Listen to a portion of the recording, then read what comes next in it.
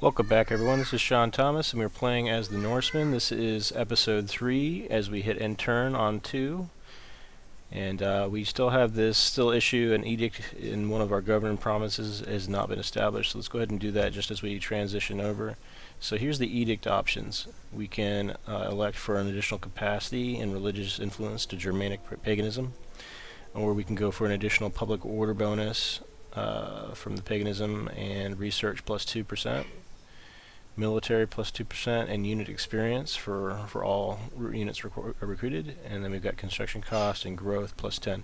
So let's go ahead and go for growth. We're pretty happy right now there, so we're going to move into the end term with an edict for growth going on. Alright. So in last round, we made friends with our southern neighbors, and we went to war with Western Roman Empire, and so that gained us one military alliance and I think we've got defensive alliance. We'll take a look at that in just a moment with another of the tribes. Alright, so the Venarians are no longer a presence, it seems. That was one of the factions that would not give us trade, and we actually became close allies with one of the nations going to war with them, so that makes it easy for us. There's a political gain here, so we've got Algut and Dag. So this man, hungry for power, has positioned himself to take office without your approval. He may be suited for the task, but can you afford to let ambitions threaten your family's power? So if we block the promotion, we're going to lose 20 influence on Dag. And as we see, he's got we got age of 62. He's an old fella, and his influence is pretty high, so we're going to go ahead and block his promotion, I think. So the office is currently appointed to Algut, the companion. So when I was assigning offices, I gave Algut an office, but Dag actually was better suited for position because he had a higher influence, and so now this is him reacting to that. So I'm going to go ahead and block the promotion for Dag. Sorry, Dag, buddy. And then when one is climbing the greasy pole, there is but one rule: hunt or be hunted. Your candidate has been blocked from office by your opponents. What will you do? Alright, so I've got some options here. I can forget it and I lose some control, or office appointed to Gallic companion, or I can decree. It looks like I can't do any political favors. I'm going to go ahead and decree no man can ignore the will of his high warlord. Because we're gonna, if we have to, we'll have a little bit of rebellion here. We selected our guy. He might not have been the best guy, but we made a choice, and we can't look weak.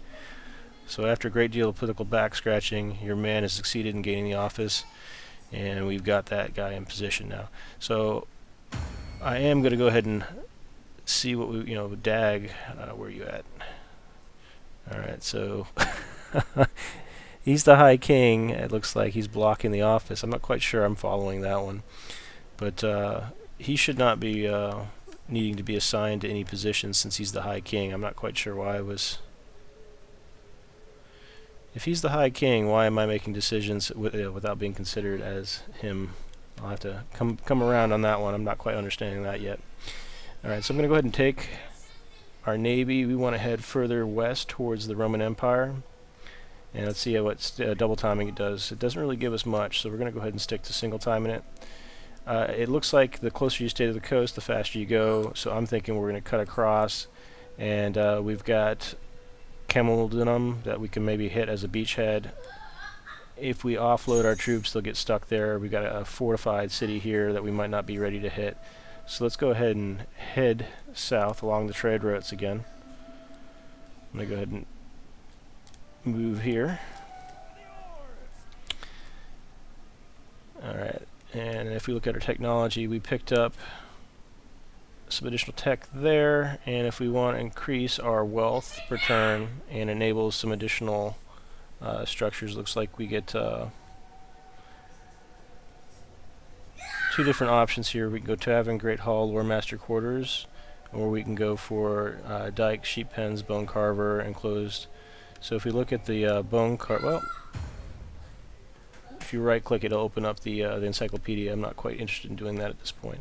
So let's go ahead and balance out our tech. We'll take a little bit of regional defense force. That'll give us the Hunter's Camp, which is an upgrade of the units that we can recruit. So we're going to stick with that for now. Looking at our diplomacy, so the game is very, very rich in diplomacy. As you can see, the folks to the south got taken out, it looks like, by the Danes, since the land is now showing, when I hover over it, that the controlling faction is Danes. And if we click on Danes, it'll bring us right to our agreements with the Danes. So we have military axis, we have non-aggression with the Danes. Let's go ahead and open up. I look forward to your wisdom, but I trust you will not object to a cup of wine first. Let's go ahead and see if we can get them to become a defensive ally. Not quite there with them yet. If there is any marriage available, it would be given here. Alright, so let's go ahead and select demanding their wife. It's moderate. We want to go ahead and improve our relationships with the Danes if they'll have it. And they're happy with that. So now that we've got a marriage, they're still not looking for a defensive alliance. We don't have any chance of military alliance if we can't get a defensive one. They're not going to want to be a tributary state. So let's go ahead and let that lie for now. As you see, when we hang over it, it's improving. We're jumping up quite significantly from 36 to 84 next round. So the higher that gets, the more likely they'll want to enter into defensive alliances and military alliances with us. Alright. Looking at the Jutes, they are our military ally. And they're also at war with the Western Roman Empire. If we look at Danes, they're at war with the Angles and the Rugians. I think we happen to have... Looks like, let's see what we've got going on with them. Alright, so we don't actually have any relationship with the Angles at this point, which is good because we could choose to strengthen our ties with the Danes by going to war and crushing them. So the Angles are flanked on the east. We're kind of safe, buffered by Jutes and Danes, so we can come around with our ships, which we were intending for the Western Empire. But that's going to be kind of a hard target, and we're going to have to beach and get close to them without any support from our allies. The ones that are at war with them are the Jutes, and they would have to do the same trip, and they're likely not going to do that. So let's go ahead and get the Danes to pay us to go to war with... No, that was dangerous. I was still in the tab for the Angles. I want to switch over to the Danes. Now on the right it says Danes. I almost went to war with my allies. Alright, so now I'm initiating diplomacy with the Danes. We're looking to join war against the Angles. Okay, this is very high at the moment, so let's see what else they might be willing to give us. Tributary state is not going to happen. Defensive alliance, they like that. But we might get some money off a defensive alliance next round, since they're going to be the ones wanting an alliance if we get them happy enough. So let's get them to make a payment to us. They don't have a whole lot of money. It looks like 3,000 is the max. Can't get 1,500 from them, but let's try 900. Still high. We might not be able to pull off too much here. So 300 may be all that they're looking to give us. At this point, we don't have much income, so let's go ahead and take that 300. We accept. We're now at war with two factions, the Western Roman Empire. A bit of a swim across the swamp here, and then the Angles just south of us, so they'll be our next target. We haven't really identified any additional factions, nothing that we can trade with that we aren't already. So let's take it from there. Right now, we also look at the balance of power. We are insignificant to the power of the Western Roman Empire. However, we just went to war also with the Angles, and we're pretty good on our, we got about 60%, 65% in our favor, it looks like. So let's go ahead and look at our ship here. Just off the coast of the Angles, we positioned ourselves well, even though we were heading for the Western Roman Empire. By following the coastline, it gave us some flexibility. Alright, let's take a quick look. We had the edict that we applied. We're still gaining slightly. Our income has risen just a tad here. Our net income, that is, after expenses is going to be 40. That's our net revenue.